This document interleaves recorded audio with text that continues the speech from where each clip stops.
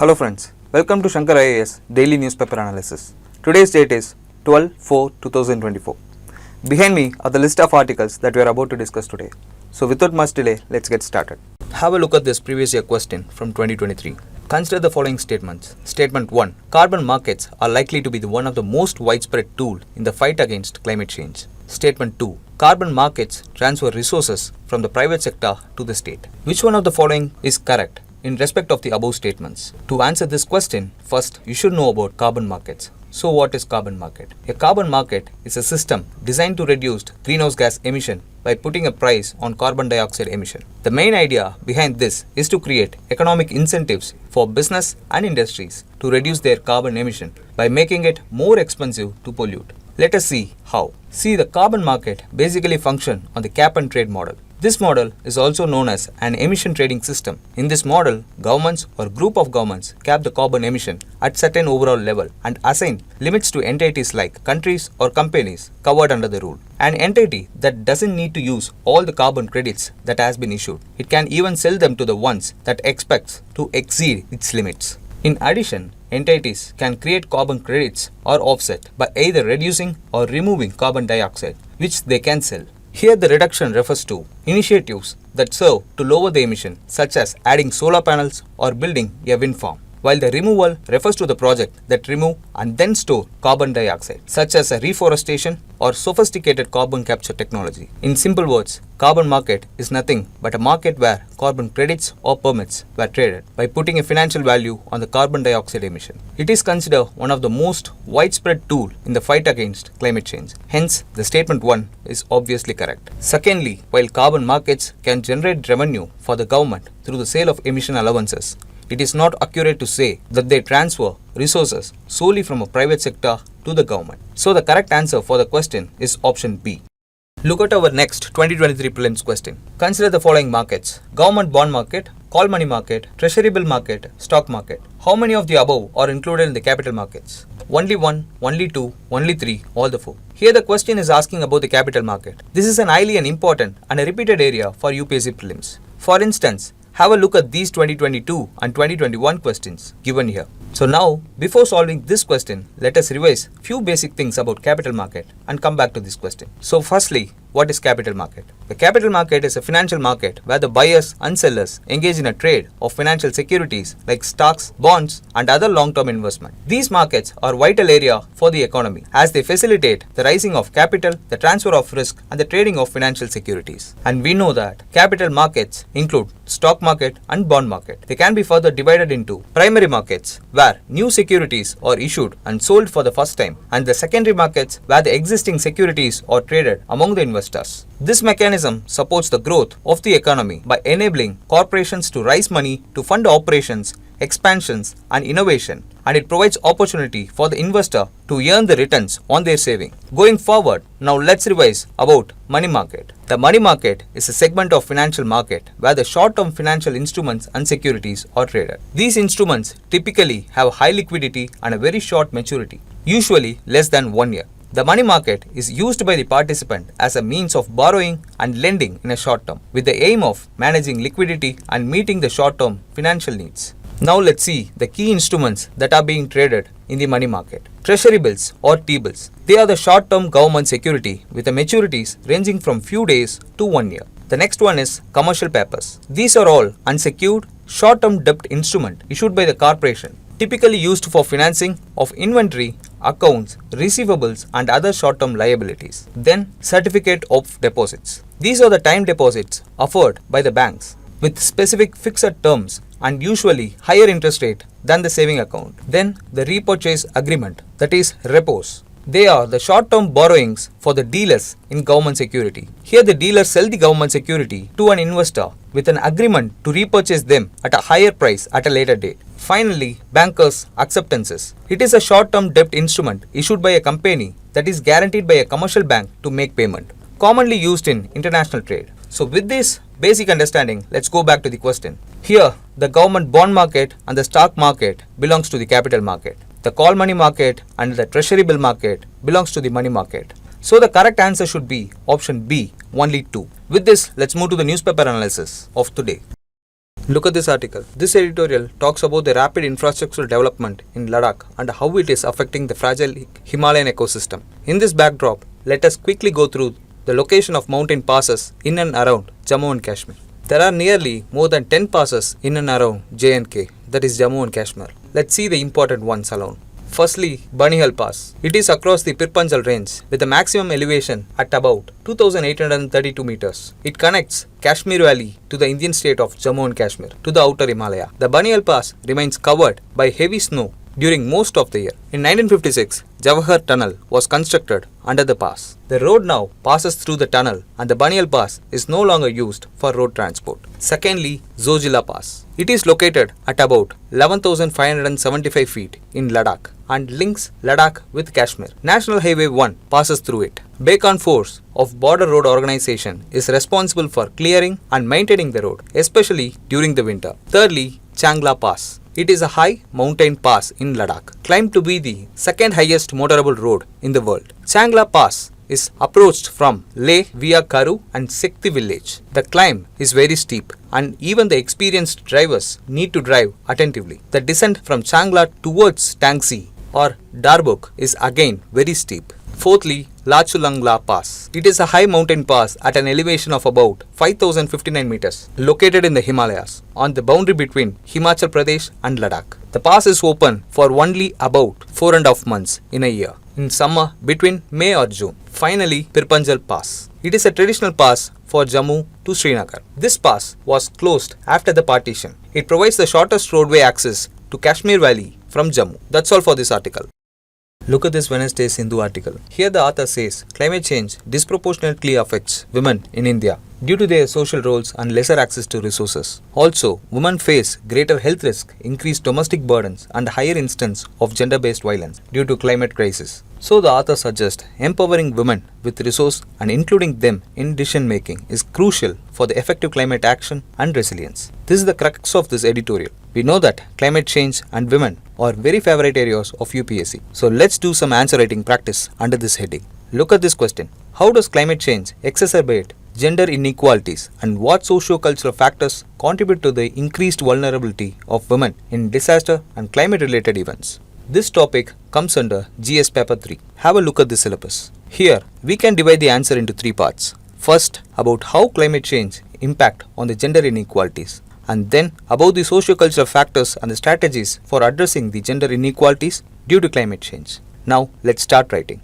Our introduction can go like this. Climate change is a pressing global issue that disproportionately affects women and girls, particularly in developing countries like India. According to United Nations Development Programme, women and children are 14 times more likely than men to die in a disaster. Now, moving on to the body part, let's see how does it exacerbate gender inequalities. Firstly, women in India, especially in rural areas, often bear the primary responsibility for agriculture work, water collection and fuel gathering. These roles are directly impacted by the climate changes such as an altered rainfall patterns, droughts and depleting natural resources. According to the Food and Agricultural Organization, if women had the same access to the productive resources as men, they could increase the yield on their farms by 20 to 30%. This could raise the total agricultural output in a developing country by 2.5 to 4%, which would in turn reduce the hunger worldwide by 12 to 17%. Droughts and floods, increasingly common due to climate change, also have a pronounced impact on women. For example, 2018 Kerala floods severely affected the livelihood of millions, and its evidence suggests that the recovery for women has been slower due to their limited access to resource and decision-making process. Now let's write about the impact of climate change on women's health. Research indicates that climate change exacerbates health problems that disproportionately affect women. For example, heat waves significantly impact pregnant women, leading to the higher incidence of complications. Women are also more likely to suffer from malnutrition due to their lower social status, which often results in less access to food and health resources, particularly in a patriarchal society like those found in many parts of India. Data from National Family Health Survey reveals that women in drought-prone districts are more likely to be underweight, suffer from intimate partner violence, and see an increase in child marriage. During these times, women and girls are more vulnerable to violence, trafficking and other forms of exploitation. Now moving on to the second part, that is socio-cultural factors.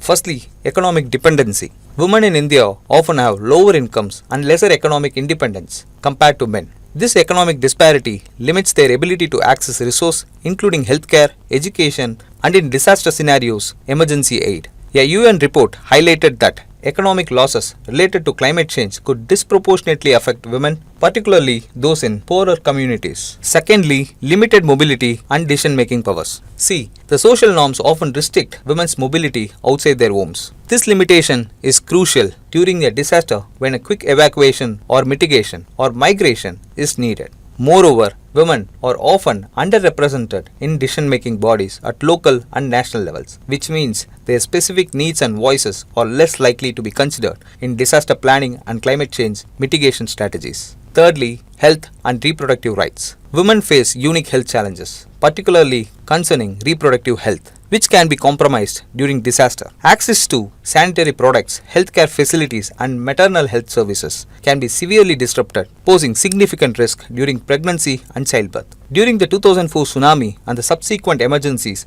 reports suggested an increase in the maternal mortality and morbidity due to disrupted health services. Fourthly, educational disparity. Girls often face educational disparity due to socio-economic reasons. In disaster scenario, families might prioritize the education of boys over the girls, further limiting girls' future opportunities and their ability to adapt to socio-economic changes driven by climate impacts. Now coming on to the strategies for addressing gender inequalities in climate change. Firstly, encouraging and facilitating the inclusion of women in climate change and disaster response policy is crucial.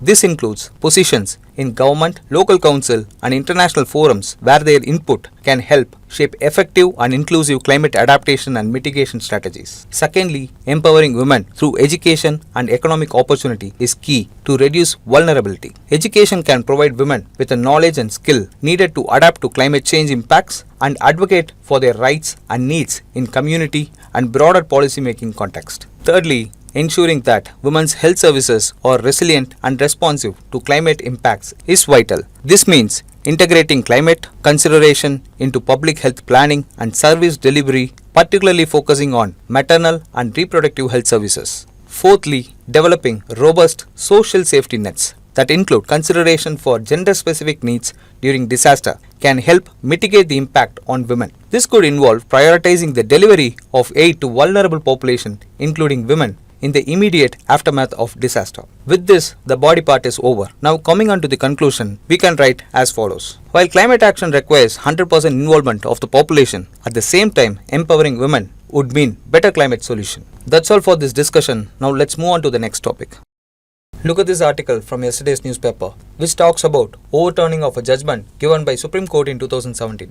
In 2017, an arbitrary award was issued requiring the Delhi Metro Rail Corporation to pay nearly Rs 8,000 crore to Reliance Infrastructure. But currently, this award has been overturned by SC, that is Supreme Court, after inquiring into the curative petition. In this backdrop, let us learn few facts about curative petition and how it is different from review petition.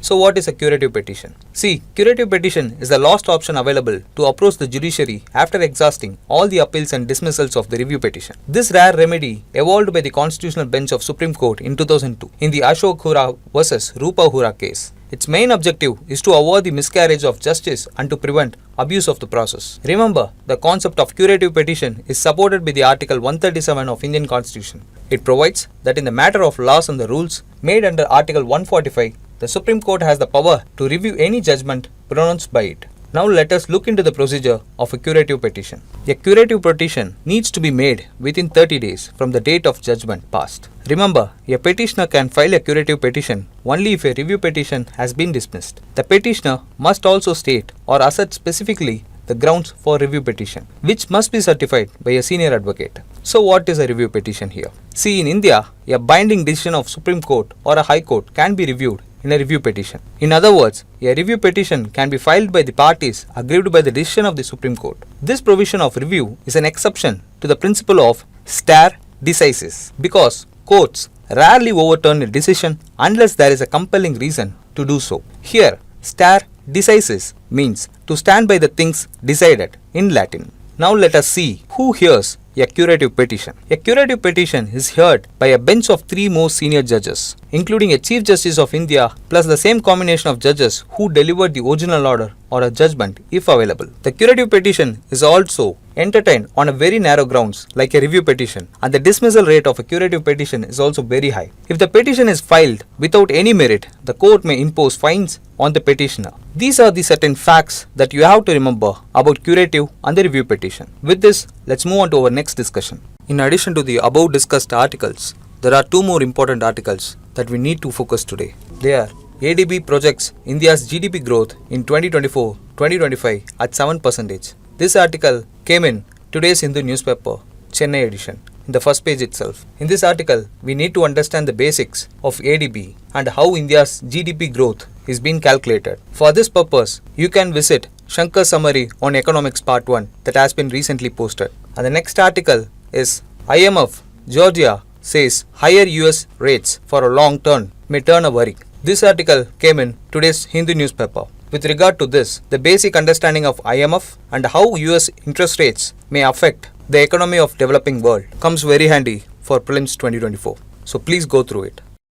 Let's now move on to solve today's practice questions. Look at this question. Consider the following statements. A curative petition which follows the dismissal of a review petition is a last legal avenue open in the Supreme Court. Mercy petition will be considered based on the mercy rather than the legality of the case. Choose the correct answer using the codes given below. 1 only, 2 only, both 1 and 2, neither 1 nor 2. And the correct answer is option C, both 1 and 2. C. Even above the curative petition, there is a mercy petition. In the context of Indian judicial system, mercy petition is the last resort. When a person lost all the remedies available to him under all the prevailing laws as well as under the constitutional remedies, he may file a mercy petition before President of India under the Article 72 of Indian Constitution or to the Governor of a state under the Article 161 of the Indian Constitution. Then the petition will be treated on the mercy, not on the legality of the case. Since mercy petition is outside the legal avenue of Supreme Court, curative petition is a last resort open in the Supreme Court. Look at our second question. Consider the following statements. The Dungri La Pass or Mana Pass is the high altitude mountain pass and the highest motorable road. Jawahar Tunnel was constructed under Banihal Pass. Shipkila is a Himalayan pass that connects India and China. Zojila Pass connects Ladakh and Kashmir Valley. How many of the statements given above are correct? 1 only, 2 only, 3 only, all the 4. The correct answer is option D, all the 4. That's all for the discussion today. If you like this video, please do share and subscribe. Thank you.